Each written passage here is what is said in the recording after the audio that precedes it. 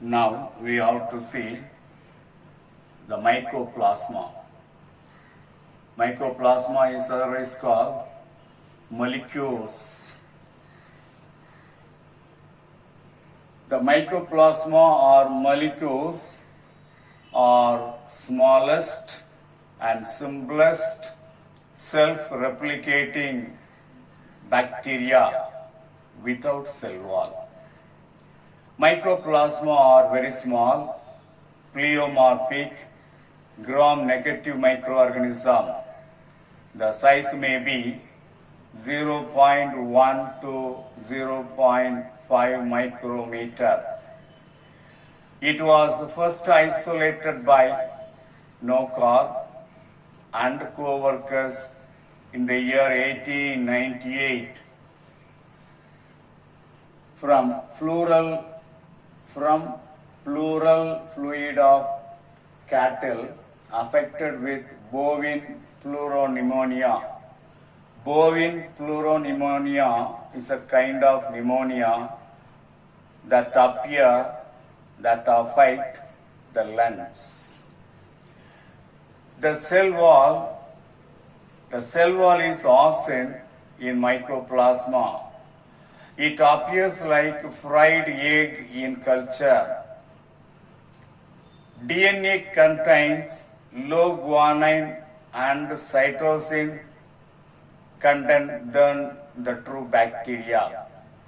It causes some of the diseases in plants and animals. Some of the plant diseases are given little leaf of brinjal, witch's broom of legumes, phyllodes of cloves, sandal spike. These are all the plant diseases caused by mycoplasma.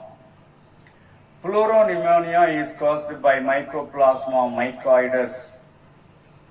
It is the inflammation of the lungs and pleura. Lung disease of cattle and sheep are also caused by mycoplasma.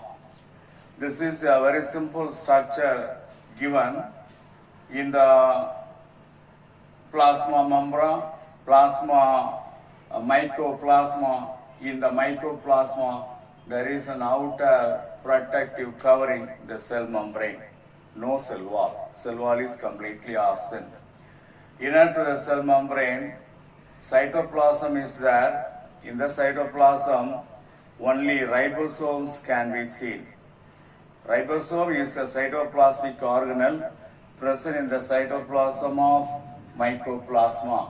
Centrally, there is a coiled DNA strand can be seen. That's a very simple structure given. Next, we will pass on to the actinomycetes. It is called actinobacteria or filamentous bacteria. They are called ray fungi. They are anaerobic or facultative anaerobic gram-positive microorganism. They will not produce aerial mycelium.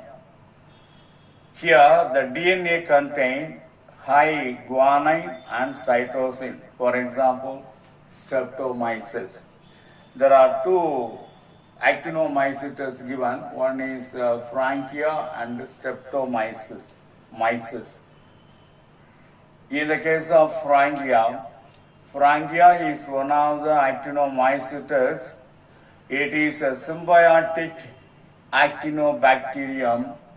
It produces root nodules in some of the non-legume plants such as Alnus and Casuarina, and fixes nitrogen, and that will convert atmospheric nitrogen into nitrate, like that of Rhizobium, which is inhabiting in the root nodules of legume plants.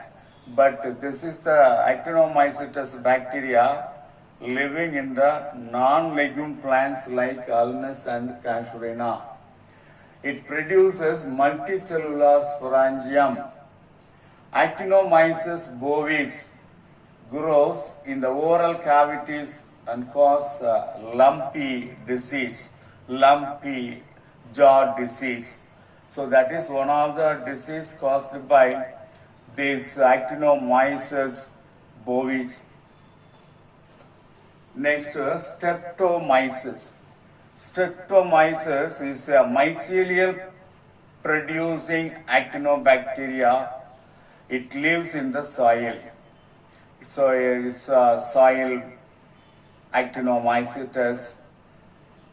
They impart earthy odor to soil after rain due to the presence of geosmin. We can feel during the rainy season an earthy odor will emitted, that is due to the presence of geosmin.